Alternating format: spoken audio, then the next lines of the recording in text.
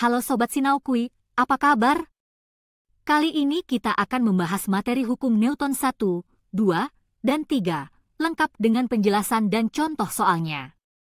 Tapi sebelum masuk lebih jauh ke membahas hukum yang satu ini, ada baiknya kita mengenal apa sih hukum Newton itu? Ada yang tahu? Ya. Hukum Newton adalah hukum yang menggambarkan hubungan antara gaya yang bekerja pada suatu benda dan gerak yang disebabkannya. Hukum gerak ini merupakan pondasi mekanika klasik yang dijabarkan dalam 3 hukum fisika. Nah, penasaran kan apa saja sih ketiga hukum itu? Yuk kita pelajari bersama-sama. Hukum Newton sangat erat hubungannya dengan dinamika partikel. Oleh sebab itu, pertama-tama kita akan pelajari dulu apa itu dinamika partikel. Dinamika partikel adalah ilmu yang membahas tentang gaya-gaya yang menjadikan suatu partikel yang semulanya diam menjadi bergerak, atau gaya yang dapat mempercepat atau memperlambat gerak suatu partikel. Berikut ini jenis-jenis dari dinamika partikel yang perlu kamu ketahui. Jenis yang pertama yaitu gaya berat. Gaya berat adalah besarnya gaya gravitasi yang bekerja pada suatu benda. Gaya berat ini selalu mengarah ke bawah, menuju pusat bumi. Rumus gaya berat yaitu W sama dengan M dikali G. Yang kedua yaitu gaya normal. Gaya normal merupakan gaya yang bekerja pada bidang dan arahnya tegak lurus dari bidang tersebut. Besar gaya normal sama dengan gaya berat bendanya. Jadi N sama dengan W sama dengan M dikali G. Yang ketiga yaitu gaya gesek. Gaya gesek berarti gaya yang bekerja akibat adanya sentuhan antara kedua permukaan benda. Dengan adanya gaya gesek, maka benda yang bergerak akan memiliki hambatan. Gaya gesek dibagi jadi 2 yaitu gaya gesek statis dan kinetis. Rumusnya seperti pada gambar di atas. Yang keempat yaitu gaya tegangan tali. Gaya tegangan tali adalah gaya yang bekerja pada tali ketika tali tersebut tegang. Arah gaya ini tergantung pada titik di mana kamu melihat meninjaunya. Yang terakhir yaitu gaya sentripetal. Gaya sentripetal merupakan gaya yang bekerja pada benda yang bergerak melingkar. Gaya ini cara kerjanya selalu menuju pusat lintasan. Rumusnya yaitu Fs sama dengan M dikali V kuadrat per R.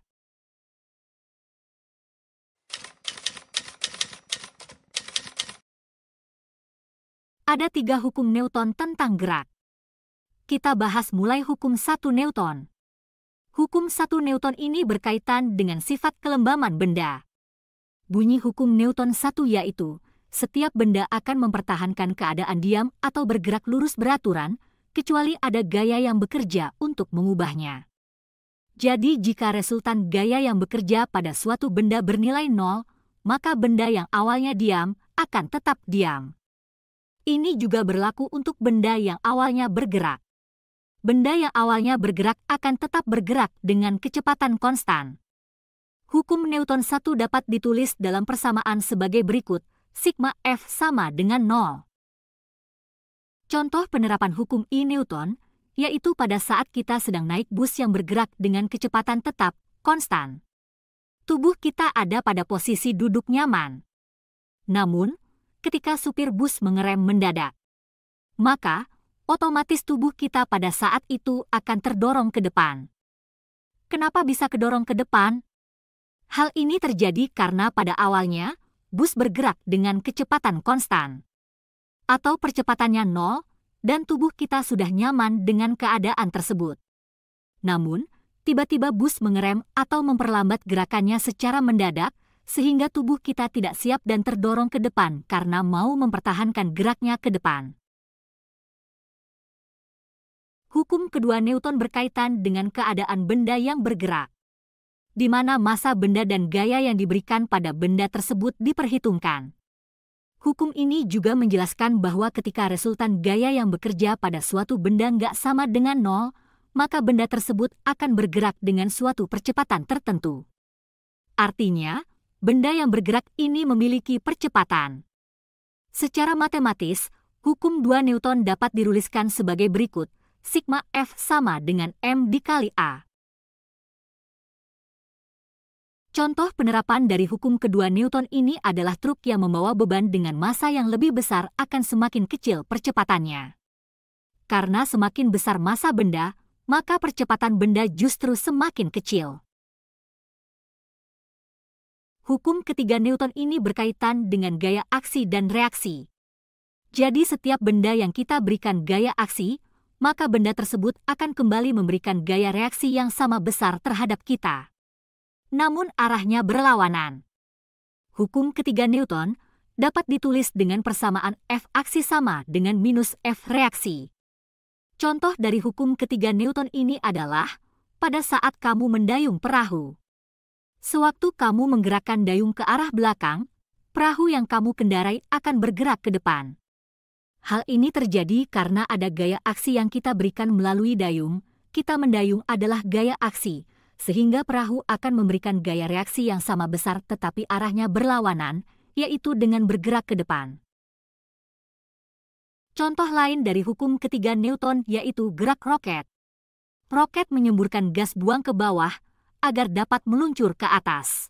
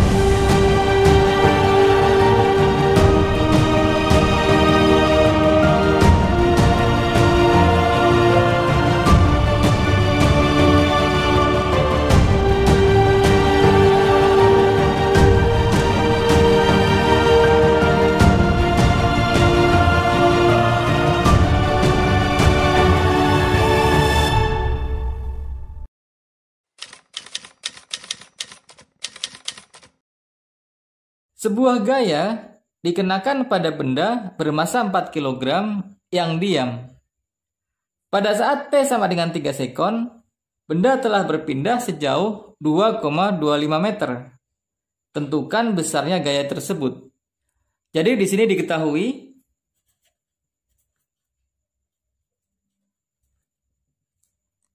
massa benda sama dengan 4 kg. M sama dengan 4 kg. Kemudian benda itu diam atau V0 sama dengan 0. Pada saat T sama dengan 3 sekon, ini berarti T sama dengan 3 sekon, benda telah berpindah sejauh 2,25 meter. Ini berarti S sama dengan 2,25 meter. Tentukan besarnya gaya tersebut. Jadi ditanya F sama dengan berapa? Kita jawab di sini. Jawab. Kalau kita lihat data soal, ada V0, T, kemudian S, maka ini berhubungan dengan GLBB. Kita menggunakan rumus ST sama dengan V0 kali T plus setengah AT kuadrat. Rumus ini untuk menemukan nilai A. Kita masukkan angka-angkanya. S sama dengan 2,25 meter, kita masukkan 2,25 sama dengan V0-nya adalah 0, 0 kali T3 ditambah setengah kali A yang kita cari, kali T kuadrat, T adalah 3 sehingga ini 3 kuadrat. 0 kali 3 adalah 0 sehingga ini bisa kita coret. Maka di sini 2,25 sama dengan setengah kali A, 3 kuadrat adalah 9. Angka 2 dan 9 bisa kita pindah-pindah ke kiri. 2 di bawah jadi kita kalikan ke atas. Maka ini adalah 2,25 dikali 2. Kemudian 9 kita turunkan ke bawah per 9 sama dengan A. Sehingga A sama dengan 2,25 kali 2 adalah 4,5 per 9. Ini adalah setengah meter per sekon kuadrat. Setelah kita menemukan nilai A, kita bisa memakai rumus gaya. Rumusnya adalah F sama dengan M kali A. Ini sama dengan M-nya adalah 4 kg, A adalah setengah yang tadi kita temukan. 4 kali setengah adalah 2 Newton. Inilah hasil akhir kita. Jadi gaya yang diperlukan adalah 2 Newton. Kita lanjut ke soal 2. Selama 10 sekon, kecepatan truk yang masanya 5 ton berubah dari 5 meter per sekon menjadi 15 meter per sekon. Tentukan besarnya gaya yang menyebabkan perubahan kecepatan tersebut. Jadi di sini diketahui massa sama dengan 5 ton. Satuan ton ini harus kita ubah menjadi satuan SI yaitu kilogram. Maka ini sama dengan 5.000 kilogram. Kemudian T sama dengan 10 sekon. Kecepatan berubah dari 5 menjadi 15. Ini berarti V0-nya sama dengan 5 meter per sekon. Dan VT sama dengan 15 meter per sekon. Ditanya besarnya gaya. Jadi F sama dengan berapa? Jawab. Kita mulai dari rumus GLBB untuk menemukan nilai A. Rumusnya adalah VT sama dengan V0 plus AT. Kita masukkan angkanya, VT adalah 15, V0 adalah 5, ditambah A, T-nya adalah 10. Pindahkan 5 ke kiri, 15 min 5 sama dengan 10A. 15 min 5 adalah 10 sama dengan 10A. Sehingga A sama dengan 1 meter per sekon kuadrat. Ini hasil A yang kita peroleh. Setelah A kita peroleh, kita bisa mencari F. F sama dengan M kali A. M-nya adalah 5.000 kg, kita masukkan. Dikali A, A-nya adalah 1. 5.000 kali 1 adalah 5.000 Newton. Inilah hasil akhir kita, yaitu F sama dengan 5.000 Newton. Kita lanjut ke soal 3. Sebuah batu besar berada pada jarak 25 meter di depan kendaraan yang bermassa 500 kg yang sedang bergerak dengan kecepatan 10 meter per sekon.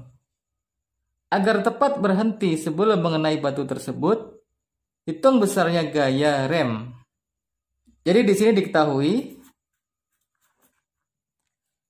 ada batu besar pada jarak 25 meter. Ini berarti S sama dengan 25 meter. Kemudian ada kendaraan yang bermassa 500 kg. Berarti M sama dengan 500 kg. Kemudian bergerak dengan kecepatan 10 meter per sekon. Ini adalah V0 sama dengan 10 meter per sekon. Kemudian agar tepat berhenti, artinya VT sama dengan 0. Ditanya, hitung besarnya gaya, berarti F sama dengan berapa? Jawab. Untuk menemukan nilai A, kita gunakan rumus GLBB. Kalau kita lihat data soal, ada S, ada V0, ada VT. Maka rumus yang kita gunakan adalah VT kuadrat sama dengan V0 kuadrat plus 2AS. Di sini VT sama dengan 0. Kemudian V0 adalah 10, maka V0 kuadrat menjadi 10 kuadrat. Kemudian karena di sini terjadi perlambatan, maka A-nya minus, di sini langsung minus 2 kali A kali S-nya adalah 25. Masukkan 25 di sini. Sehingga 0 sama dengan 100 minus 50A. Minus 50A kita pindah ke kiri, 50A sama dengan 100. Sehingga A sama dengan 100 per 50 adalah 2 meter per sekon kuadrat. Ini hasil A yang kita peroleh. Setelah A kita peroleh, kita bisa mencari nilai F. F sama dengan M kali A. Ini sama dengan M-nya adalah 500. A-nya adalah 2. 500 kali 2 adalah 1000 Newton. Inilah hasil akhir yang kita peroleh. Nilai F sama dengan 1000 Newton.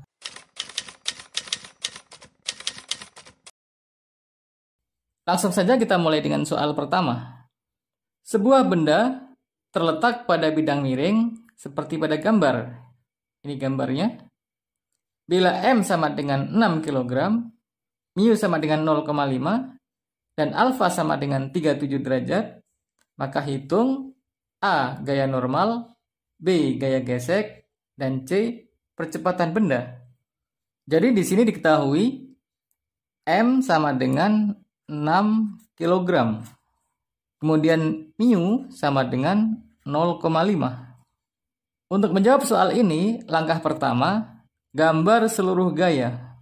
Gaya pertama yang bekerja adalah gaya berat. Di sini, gaya berat berarah ke bawah. Kita sebut dengan W. Gaya berat ya, W lambangnya. W ini bisa kita uraikan ke sini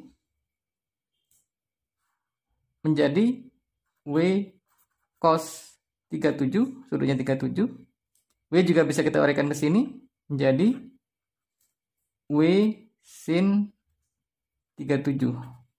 Kemudian pada bidang sentuh ini ada gaya normal yang berarah tegak lurus dengan permukaan. Ini adalah gaya normal tegak lurus dengan bidang miring.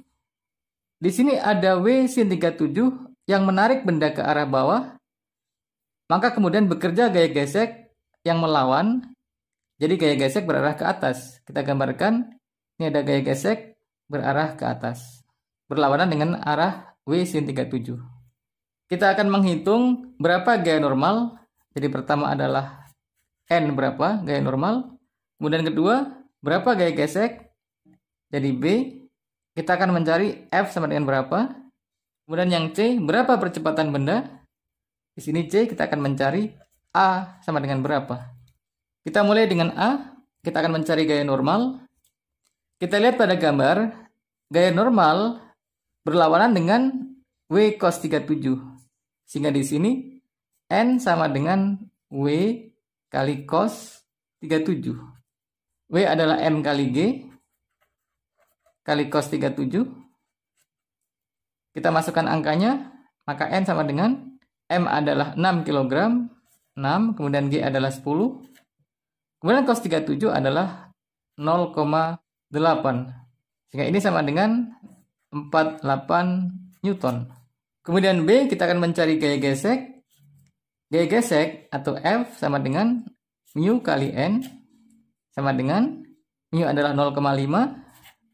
Sementara N sudah kita temukan nilainya yaitu 48. Jadi 0,5 dikali 48. Ini sama dengan 24 Newton.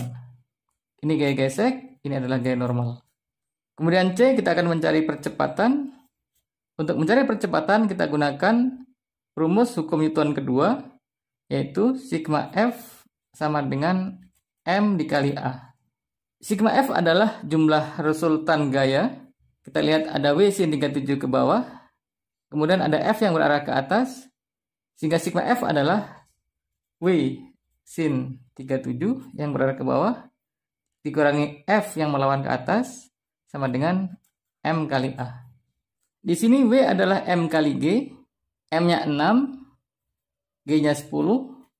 Kemudian sin 37 adalah 0,6 minus F. F nilainya 24, kita masukkan 24 sama dengan M, M-nya adalah 6 dikali A. Kita lanjutkan di sini.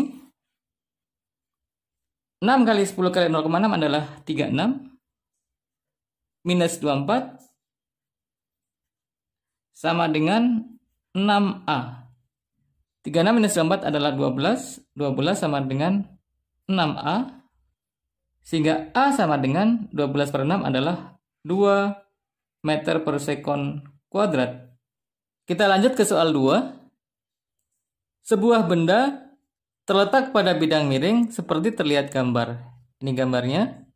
Jika M sama dengan 2 kg, mu S sama dengan 0,4, mu K sama dengan 0,2, F sama dengan 20 Newton, dan tangen alfa sama dengan 3/4, maka hitung A gaya gesek statis, B gaya gesek kinetis, dan C percepatan benda. Kita catat datanya di sini. M sama dengan 2 kg, kemudian mu S sama dengan 0,4, mu K sama dengan 0,2, kemudian F sama dengan 20 Newton, ini sama dengan 20 Newton, kemudian tangen alfa sama dengan 3/4. Kita akan menghitung, pertama adalah gaya gesek statis atau Fs ini berapa, kemudian kedua gaya gesek kinetis atau Fk ini berapa, kemudian ketiga adalah percepatan benda atau A sama dengan berapa.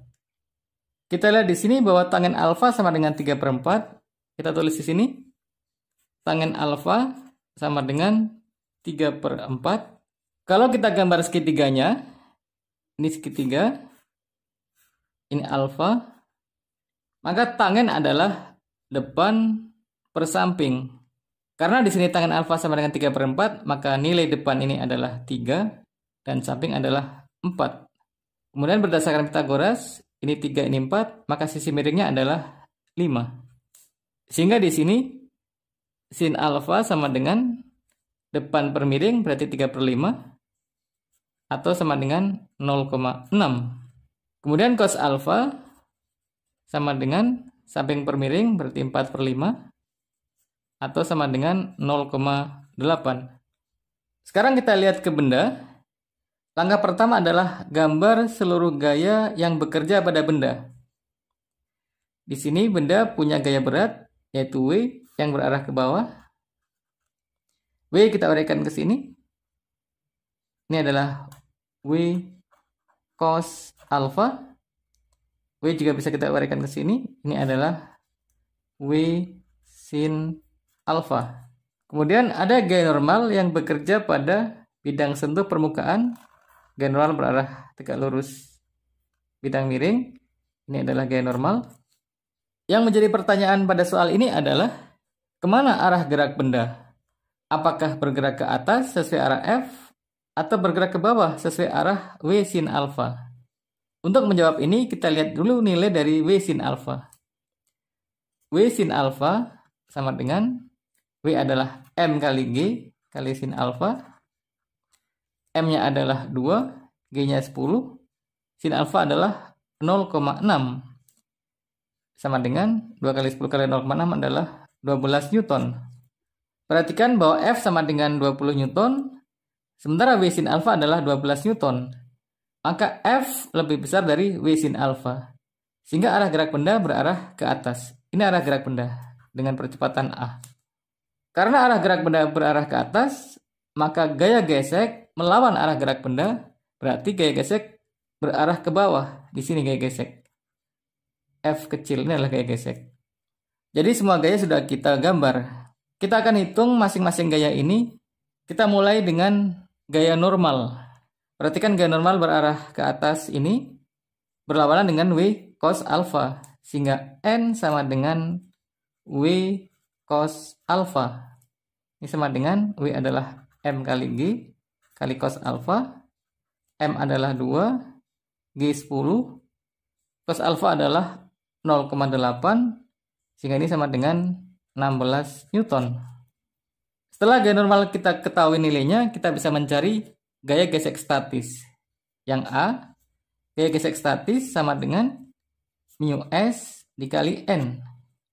Mu S adalah 0,4, ini datanya 0,4, dikali N 16 Newton, sama dengan 0,4 kali 16 adalah 6,4 Newton. Kemudian B, Fk, gaya gesek kinetik, sama dengan Nk dikali N. Nk adalah 0,2, N-nya adalah 16, ini sama dengan 3,2 Newton. Kemudian C, kita akan mencari percepatan benda atau A. Untuk menemukan nilai A, kita gunakan hukum Newton kedua, yaitu sigma F sama dengan M dikali A. Sigma F adalah jumlah total gaya. Di sini ada gaya F yang ke atas, ada W sin alfa ke bawah, dan F ke bawah. Karena arah gerak benda berarah ke atas, maka gaya F yang ke atas nilainya positif, sehingga ini F minus W sin alfa, yang ini. Kemudian minus F kecil gaya gesek yang ini, minus F sama dengan M kali A. F gaya gesek yang bekerja di sini adalah gaya gesek kinetik. Kenapa? Karena benda sudah dalam keadaan bergerak. Sehingga yang kita pakai adalah gaya gesek kinetik. Kita masukkan angkanya, F adalah 20 Newton, masukkan 20, minus W sin alfa tadi sudah kita cari, nilainya adalah 12, jadi minus 12. Minus F kinetik adalah 3,2, jadi minus 3,2, sama dengan M kali A. M adalah 2 dikali A. 20 kurangi 12 adalah 8. 8 kurangi 3,2 adalah 4,8. Ini sama dengan 2A. Kita lanjutkan di sini. Sehingga A sama dengan 4,8 per 2 atau sama dengan 2,4 meter per sekon kuadrat. Ini nilai A. Jadi dengan demikian nilai gaya gesek statis adalah 6,4, gaya gesek kinetik adalah 3,2, kemudian nilai A adalah 2,4 meter per sekon kuadrat.